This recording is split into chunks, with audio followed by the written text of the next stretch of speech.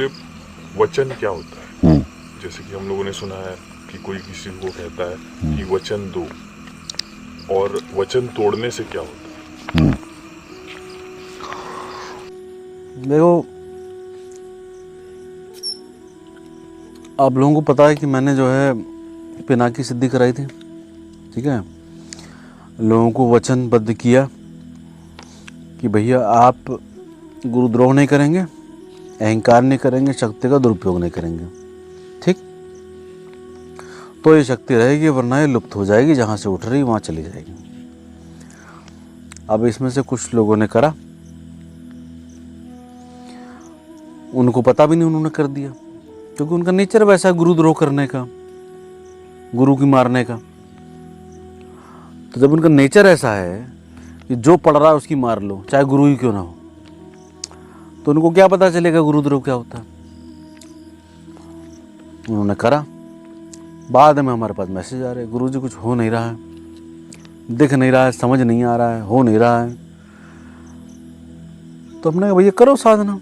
अब हमसे क्या कहें भैया, जब इतना ही नालायक आदमी है, इतना ही बदतमीज आदमी है कि जब उसको यही नहीं पता है कि गुरुद्रोह क्या होता है, गुरु से बहस करना है। गुरु से बहस करने का अर्थ क्या है? अच्छा बताओ, तुम ज़्यादा जानते हो, गुरु कम जानता है, तो गुरु रहा ही नहीं, तुम गुरु हो गए, गुरु के गुरु होगा, चेला गुरु का गुरु हो गया, इसका मतलब ये हुआ, ठीक है। तो साक्षात गुरुद्रोह हो गया। गुरु जी आपको नहीं पता, क्या मतलब हो गया? भैया गुरु जी कह रहे हो करो, आपको नहीं पता। इतनी मानसिक विक्षिप्तता मैंने कहीं किसी आश्रम में, कहीं किसी गुरु के साथ में कभी नहीं देखी, जितनी हमने अपने साथ देखी, अपने साधकों के साथ देखी। जितनी पीड़ा, जितना अपमान मैं सहता हूँ, शायद ही कोई सहता हूँ। और फिर मुस्कुराते हुए उस शिष्य को, हाँ ठीक है, ये साधना करो, वो साधना करो, ताकि फिर वो मुझे अपमानित करे, फिर गाली दे। इसीलिए मैं आप लोगों को कहता हूँ कि पीते जाओ, है ना। आप लोग भी गाली दोगे, मैं पी जाऊँगा, कोई प्रॉब्लम नहीं। आप लोग जो कर्म कांड करते हो मेरे बिल्कुल भी जो नियम है उसके बिल्कुल विरुद्ध है, फिर मैं पीता रहता हूँ। तो जो मुझे लगता है उसको मैं बोल देता हूँ कि चलो ये समझदार व्यक्ति है, और जिसको मैं समझता हूँ कि भैया ये बहुत आगे निकल चुका है, उसके मैं तो दंडवत चरण स्पर्श करता हूँ। मैसेज में भी बहुत लोग कहते हैं ना कि अरे आप मुझे दंडवत क्यों कर रहे हैं, मैं कुछ नहीं कहता भैया। वो ऐसी स्टेट में है कि जब गुरु से बहस कर रहा है, इसका मतलब गुरु को चरण स्पर्श करना पड़ेगा। तो इसलिए मैं उन साधकों के हमेशा, चाहे पुराने हो चाहे नए हो, ऐसे प्रत्येक साधक के दंडवत करता हूँ, चरण स्पर्श करता हूँ, जो बहुत बड़े हो जाते हैं, बहुत आगे निकल कर, जिन पे कोई काम किया ही नहीं जा सकता। मतलब वो उनमें कोई सुधार की संभावना नहीं है, चाहे वो 100 वचन ले ले, चाहे 100 वादे कर ले, क्योंकि हमको पता है कि अभी आने वाले टाइम में फिर उन्होंने गुरुद्रोह करना है। तो हमें क्यों संबंध जोड़ना भैया। तो जब वचन लिया जाता है ना भैया, समझ रहे हैं, वचन का मतलब बहुत बड़ी बात होती है। मैं कभी किसी को वचन देता ही नहीं, हमने लिए हैं वचन शक्तियों से, उसकी एक प्रोसेस होती है। वो कोई लायक साधक होगा तो उसको बताएंगे क्या प्रोसेस होती है शक्तियों से वचन लेने की। फिर शक्तियाँ आपको कंट्रोल नहीं करेंगी, आप शक्तियों को कंट्रोल करेंगे, है ना। अभी जैसे साधकों को क्रोध आ जा रहा है, जरा सी बात पे है, जरा सा किसी ने कुछ बोल दिया, आग बबूला हो गए, मेरे को बहुत क्रोध आया, क्रोध। मतलब शक्तियाँ आपको कंट्रोल कर रही है। आप नपुंसक साधक हैं, आप में दम ही नहीं है कि शक्तियों को कंट्रोल कर सकें।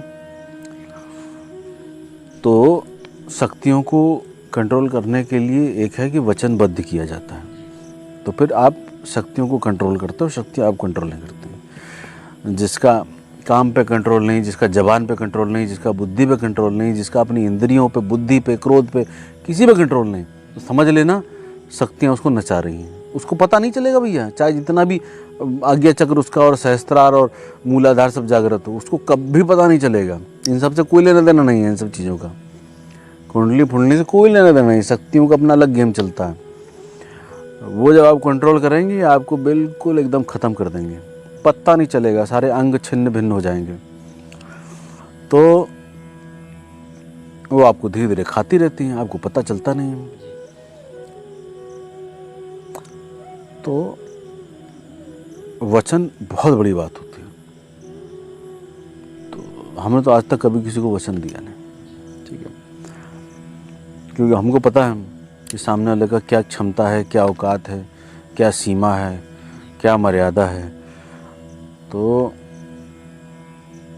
अच्छा, जिससे वचन लेते हैं तो सांसारिक क्या आदमी है, झूठा पापी कमीना आदमी एकदम। वो साले उसके अभी के विचार का नहीं पता, अगले वचन का क्या पता उसके। तो उसके तो वचन तो एकदम गधे की कभी भी आएगा।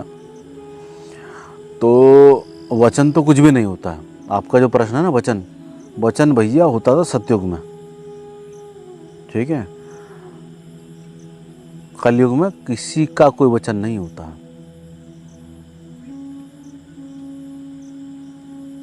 और साधक इत्यादि जो हैं उनका तो कभी नहीं होगा वचन, कि वो कह दें कि वचन पे चल रहा हूँ। कोई किसी का वो को वचन नहीं है। जैसे मन में दूसरी तरंग आई, वचन गया तेल लेने।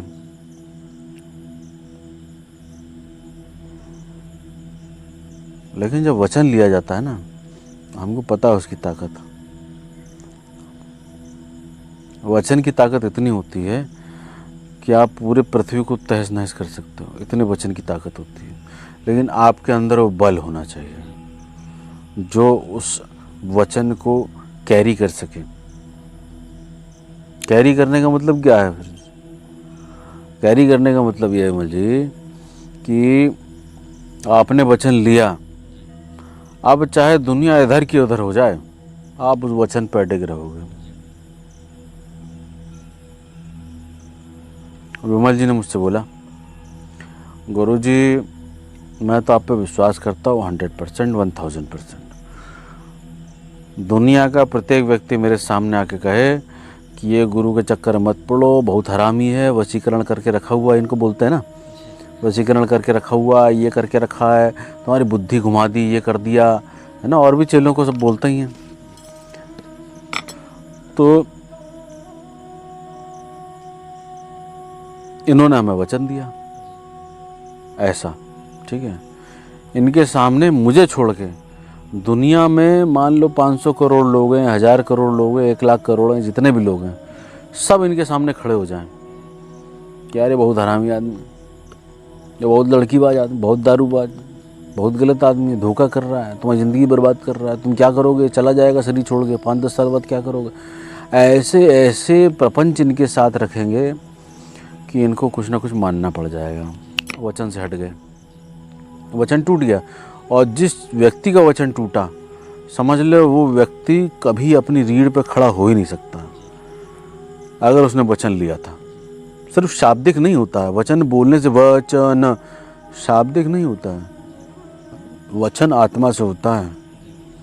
और जिसकी आत्मा गिरी उसका सब सर्वस्व नाश होता है, पीढ़ियां नाश हो जाती हैं, इहलोक उहलोक दोनों समाप्त हो जाता है। असंख्य जन्मों तक उसकी आत्मा कीड़ा बन के टट्टी पेशाब खाती है और उस पीड़ा से कभी निजात नहीं मिलती है। लेकिन अहंकार नहीं समझने देता ना इस ज्ञान को। तो आप लोग बैठे हैं, आप लोगों को तो मैं ज्ञान दे सकता हूँ। बहुत सारे ऐसे लोग हैं उनको ज्ञान दिया ही नहीं जा सकता भैया। और उनको अगर समझाने जाएंगे उनका तुरंत अहंकार खड़ा हो जाएगा, अरे घंटा हमें ज़्यादा समझा रहे हो, हमें सब पता है। अब आप लोग सुन भी रहे हैं, बहुत सारे लोगों को तो उतना भी दिमाग चलना चालू हो जाएगा। तो वचन बहुत बड़ी बात होती है भैया। और वचन टूटता है तो समझ लो आत्मा इतने नरकगामी होती है, इतनी नरकगामी होती है कि सिर्फ शब्द से नरक मत समझना। ये बोला गया ना कि कढ़ाई में तला जाता है। कढ़ाई में पता कैसे तला जाता है, बताता हूँ आपको। आप बने होगे मुर्गे, किसी जन्म में मार दिया होगा, आप मुर्गे की जान नहीं छोड़ पा रहे होगे वहाँ से, अरे तो मेरा शरीर है, और उस शरीर में रहते हुए आपको कढ़ाई में तला जा रहा होगा। आपने देखा होगा कि मुर्गा या बकरा टंगा रहता है, पड़ा रहता है, लेकिन फिर भी उसमें जो है जान रहती है। गर्दन कट गई, क्यों मल जी, गर्दन कट गई, लेकिन पड़ा हुआ उसमें जान तड़प रहा है अभी भी। भैया गर्दन कट गई, खून खत्म हो गया, अब तो खत्म करो, अब तो समझ जाओ मर गए, लेकिन तब भी उसमें जान रहती है, आत्मा रहती है, और वही उठा कढ़ाई में डाल दी जाती है। कढ़ाई में तल रहा होता है, जल रहा होता है, भुन रहा होता है, वो उसकी आत्मा झेल रही होती है, उस जलन को चीख रही होती है, पुकार मचा रही होती है कि बचाओ बचाओ। ये यातना झेलता है। फिर कभी सुअर बनेगा, तो सुअर भी आदमी खाता है, गाय भी आदमी खाता है, भैंसा भी आदमी खाता है, कीड़े भी आदमी खाता है। क्या आदमी नहीं खाता बताओ? आदमी सब खाता है। पेड़ पौधा बनोगे, तुम्हें कुकर में जला जला के, कढ़ाइयाँ में पका पका के, आग में पका पका के खाएंगे। ये सब यातना वो झेलता है। फिर असंख्य जन्मों बाद कभी एक जन्म मिलता है। अगर कोई एकाध कोई सत्कर्म किया होगा और वो पुष्ट होगा, तब वो किसी जन्म में आएगा, बलवान होगा, कभी कोई भागवत सुन रहा होगा, किसी गुरु कृपा होगी, कभी इष्ट कृपा होगी, कोई सदगुरु कृपा, ईश्वर कृपा होगी, तब वो कहीं किसी गर्भ में जन्म लेगा मनुष्य योनि में। और फिर क्योंकि मेमोरी तो पाप करने की भैया, तो फिर पाप करेगा, क्योंकि आसपास भी वही पापी होंगे। क्योंकि किसी जन्म में जब मनुष्य मिला तो किसी गुरु ने, किसी संत ने, किसी किताब ने, किसी पुस्तक ने, किसी यूट्यूब में, किसी वीडियो ने कभी ये कहा कि भैया बुद्धम शरणम गच्छा, एक ओंकार सतनाम, नहीं सुना उसने। अब कहाँ से सुन लेगा भैया? ऐसे असंख्य योनियों में जाएगा, असंख्य बार भूत प्रेत बनेगा, असंख्य बार मनुष्य योनि में जन्म लेगा, असंख्य बार मनुष्य योनि में जन्म लेके बार बार सदगुरु के वचन सुनेगा, बार बार गुरुद्रोह करेगा। फिर असंख्य योनियों के बाद कभी एक ऐसा जन्म होगा जब उसको चेतना पे ये अनुभव सुदृढ़ हो जाएगा कि मुझे सुधरना है। तब जाके कहीं उसका पाप क्षय होने की संभावना बनेगी। बोलने से, यूट्यूब पे सुनने से, कोई किताब पढ़ने से कुछ नहीं होगा।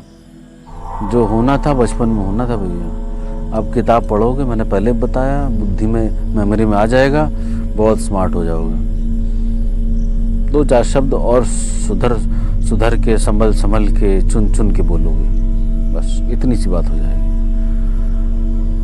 अंदर कोई काम नहीं हो सकता। जो होना था बचपन में हो गया भैया, अब कुछ नहीं हो सकता। जब चेतना बिल्कुल सॉफ्ट थी तब हो सकता था, अब कुछ नहीं हो सकता, है ना। और अभी भी जो 18-20 साल के हैं उस पर काम हो सकता है। ऊपर चले गए वो तो क्या, कॉलेजों में जा रहे हैं, ऑफिसों में जा रहे हैं, पॉलिटिक्स में जा रहे हैं, बिजनेस में जा रहे हैं। अब उनको वाली होड़ है, पैसा कमाना है, अमीर बनना है, धंधा बनना है, 10 लड़कियां चाहिए, 10 नौकर चाकर चाहिए, 10 मकान चाहिए, लाइफ सेट चाहिए। अभी 2 गोली मार दे, कोई लाइफ सेट हो जाएगी? एक ट्रक को चल दे, लाइफ सेट हो जाएगी? कुछ नहीं। कहाँ लाइफ सेट कर पाता आदमी? तो ये सब मूर्खों की बातें हैं। और वचन लेना कलयुग में किसी भी मनुष्य के लिए संभव ही नहीं है कि वचन ले सके। कोई नहीं ले सकता। वचन लेने के लिए मात्र एक ऐसा व्यक्ति चाहिए जो बहुत सुदृढ़ हो, पौरुष हो उसके भीतर, और उस वचन पे वो हमेशा कायम रह सके, है ना। आप ही लोग अपने भीतर झांक के देख लीजिए, कितनी बार आपने वचन अपने आप से लिया होगा कि अब से हम ये करेंगे और अब से हम ये नहीं करेंगे। 2-4-10 दिन रहता है, उसके बाद फिर घर आते हैं गुरु को, फिर घर आते हैं समाज को। गलत वाणी नहीं बोलेंगे, फिर घर आ रहे होंगे। गलत कर्म नहीं करेंगे, फिर कर्म कर रहे होंगे। गलत पुस्तक नहीं पढ़ेंगे, फिर पुस्तक पढ़ रहे होंगे। साधना करेंगे, फिर साधना नहीं कर रहे होंगे। बहुत सारे कर्म होंगे। क्यों? सही कह रहा हूँ कि नहीं? तो वचन तो ये इस कलयुग में सोच ले कोई भैया ले सकता है, बहुत बिरला होगा कोई। और मैं अगर अपनी इंडिविजुअल बात करूं, क्योंकि आपका मेरे से प्रश्न है, तो हाँ, अगर मैं वचन लेता हूं तो मैं वचन निभाने की क्षमता रखता हूं, उस पर मैं अपनी जान न्यौछावर कर सकता हूं, मेरे में क्षमता है। लेकिन अगर कोई कहे कि आपने उस दिन ऐसा कहा था, तो भैया कहा तो वो तो माया का हिस्सा था, वचन थोड़ा ना दिया था। क्योंकि तुम जब स्वयं वचनबद्ध नहीं हो मेरे सामने, तो मैं क्यों वचनबद्ध हूं तुम्हारे सामने भैया? तुम अपनी माया रचोगे और हम लुल्ल टाइप बने रहेंगे तुम्हारे सामने। ऐसा नहीं हो सकता। ऐसा पहले हो सकता था जब हम टाइप गुरु हुआ करते थे। अब तो तुम लोगों ने सब मिलके, साधकों ने समझदार बना दिया है मुझे, तो इसलिए अब वचन तो मैंने कभी किसी को दिया ही नहीं। दिया तो अपने सिर्फ ईष्ट को दिया।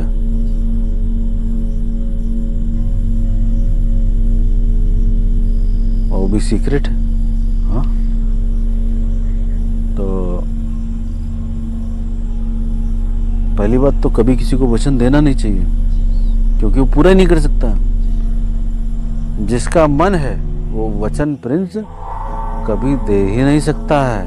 सिर्फ शाब्दिक होगा कि वचन बोल दिया, ईगो सेटिस्फाई हो जाएगी, पौरुष थोड़ा मजबूत हो जाएगा। हाँ, मैं भी हूँ मर्द एकदम, मैं भी वचन दे सकता हूँ, भीष्म प्रतिज्ञा कर सकता हूँ।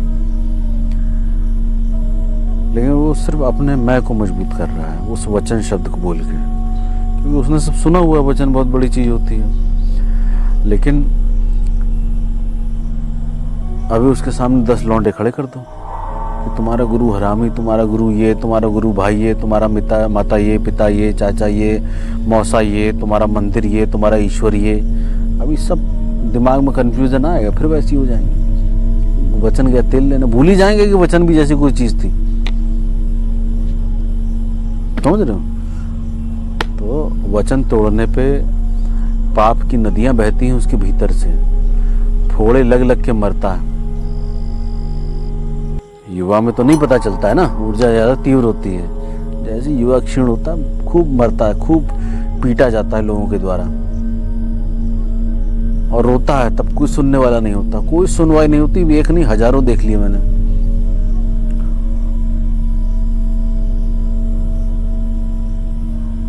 तो वचन तोड़ने पे ये होता है।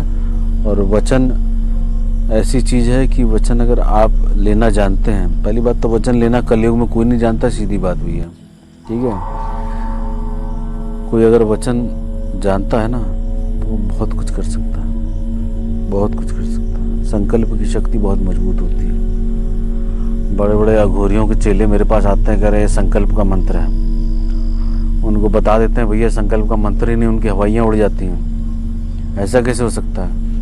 हमें तो यही बताया गया है, सारे अघोरी गुरुओं को, चेलों को यही बताया गया है।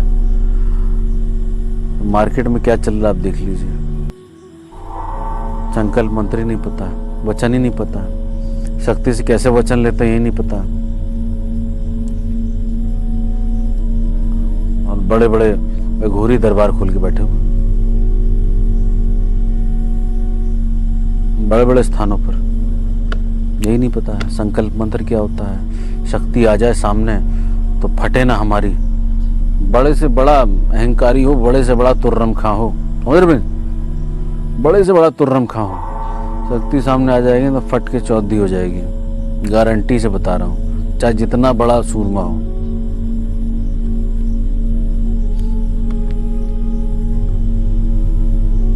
शक्ति पहले कहाँ आती है, कैसे क्या करती है, क्या होती है, किसी को नहीं पता। अभी तो सब भूत प्रेत के चारों तरफ घिरे हुए ना, उनके गण इत्यादि आते हैं, वो बता जाते हैं ऐसा हो रहा है, वैसा हो रहा है, ये हो रहा है, वो हो रहा है। उनको लगता है कि शक्ति आ गई। 2-4 लफंडर टाइप बाबा गोरी भी आ जाते हैं, अरे तुम्हारे पीछे ये खड़ा है, तुम्हारे पीछे वो खड़ा है। घंटे क्या पा, जो ब्रह्मांडी शक्ति है, अनंत निराकार, तुम्हारे पीछे खड़ी है और 10 लोगों के पीछे और खड़ी है। मतलब उसके पास कोई काम ही नहीं है।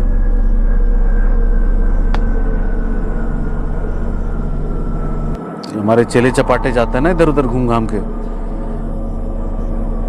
अरे बेटा तुम्हारे गुरु ने बताया नहीं तुम्हारे पीछे भैरव शक्ति खड़ी है, तुम्हारे पीछे तो 10 भैरव खड़े हैं, 8 भैरव खड़े हैं, 64 भैरव, 64 योगिनियां घूम रही हैं तुम्हारे आगे पीछे। वो चौड़े हो जाते हैं, मतलब उनके पास कोई काम नहीं है, तुम पूरे ब्रह्मांड में अकेले आदमी हो, तुम्हारे पीछे घूम रही हैं वो पंथी साली। और मैं आपको गारंटी दे रहा हूं आलोक जी, सही बताने वाले बिल्कुल मौन हैं, बहुत हैं, ऐसा नहीं कि नहीं है, बहुत हैं, बिल्कुल मौन रहते हैं, किसी को कुछ नहीं बताते, क्योंकि बहुत स्मार्ट प्लेयर होते हैं, उनको पता है कि मेरे पास आएगा मेरा ही काटेगा। और हमारे जैसे होते हैं, हम जानते हैं कि हमारे पास आएगा हमारा ही काटेगा, फिर भी चौधरी करके बैठे होते हैं कि भैया ले लो। हम तो अपने धर्म पे बैठे हैं, अपने कर्म पे बैठे हैं, हमें तो सिखाना भैया। तुम्हारा कर्म है गुरुद्रोह करना है, तुम्हें गुरु को गरियाना, तुम अपने कर्म में रहो, तुम अपना पाप संग्रहित करो, हम अपना कर्म करते रहेंगे, ठीक है। तो वचन बहुत बड़ी बात है भैया। चलो, तो सबके रोंगटे खड़े हो गए उसको देखते ही। उसका एक प्रयोग है मंत्र के साथ, वो जब मैं साधकों को देता हूँ तो उस मंत्र के साथ प्रयोग भी बताता हूँ कि आप उस दंड को पकड़ के, जैसे भैरव दंड है, उस दंड को पकड़ के ऐसे 3 बार और उस मंत्र का उच्चारण करके अगर आपने 3 बार उस स्थान पर ठोक दिया तो समझ लीजिए 20, 50, 100 किलोमीटर दूर तक उसके उच्चारण से और उस ठोक से पड़ने वाली चोट उस धरती के भीतर ही नहीं ऊपर के भी शक्तियों को सफाया